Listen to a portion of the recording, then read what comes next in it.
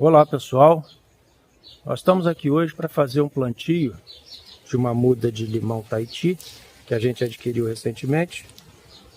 E a gente está fazendo esse plantio por uma razão muito simples, porém triste para a gente, que é o fato de que a gente perdeu o limoeiro que a gente tinha. Vejam que ele está completamente seco, ele foi morrendo aos poucos, né? As folhas foram amarelando, alguns galhos secando, frutos caindo, até que finalmente a planta secou como um todo. E tudo indica aqui que a causa é bastante conhecida e até comum. É a gomose.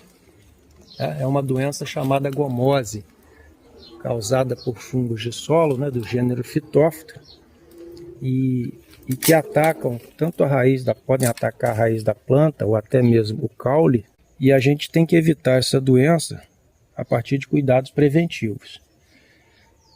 O primeiro cuidado é, obviamente, conseguir uma muda feita a partir de porta-enxertos resistentes, né? Há cavalos mais resistentes e que se enxertados geram uma muda que é menos suscetível ao ataque dessa doença.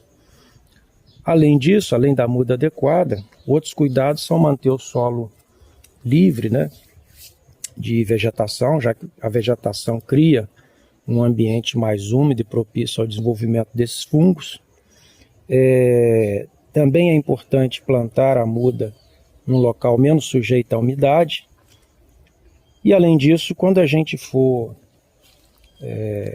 fazer os tratos culturais, fazer uma capina, uma poda, somente aqui na capina, é muito importante não danificar o caule da planta, né, com uma roçadeira, com uma enxada, com uma foice, porque ele abre possibilidade, ele abre uma janela para que esse fungo penetre e se instale na planta. Vocês vejam aqui que a casca da planta já foi danificada, ela começa a apresentar fendas verticais, que é um sintoma bastante típico dessa doença.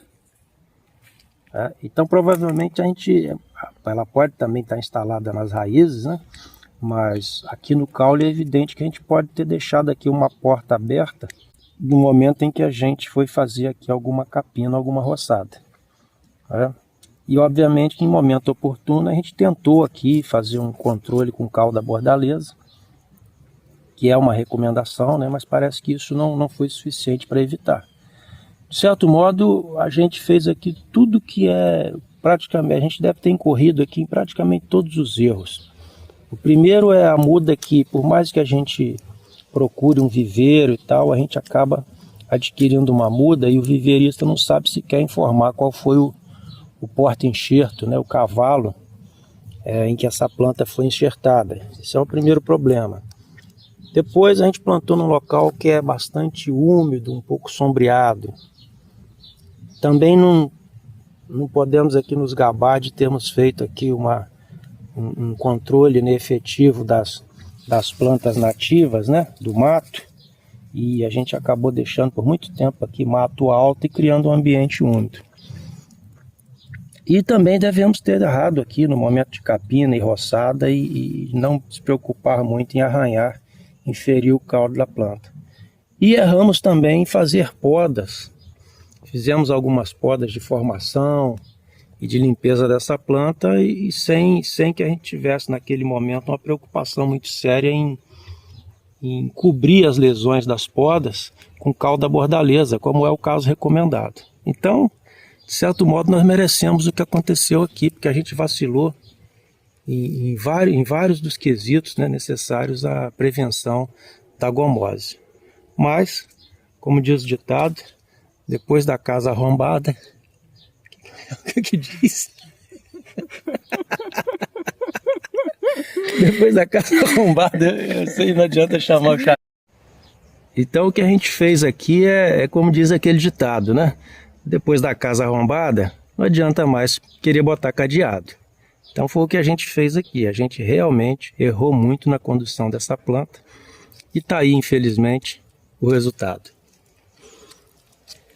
Então, como a gente já perdeu a planta, né, e não há realmente mais nada que a gente possa fazer para salvá-la, a gente vai replantar em outro local uma muda de limão recém-adquirida.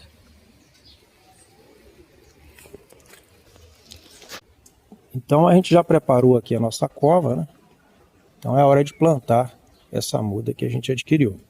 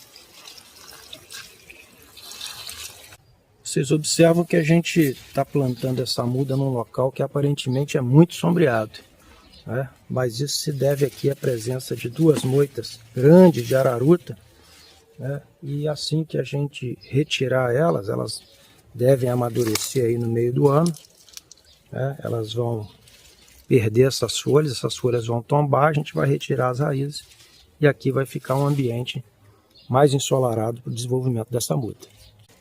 Então, a princípio, como a gente ainda tem que aguardar um tempo até que essa muda pegue, né, esse sombreamento parcial aqui proporcionado pela araruta é até interessante, né? Mas posteriormente, então, aqui vai voltar a ser um local ensolarado, como é necessário para o desenvolvimento da planta. Beleza, pessoal? Até mais!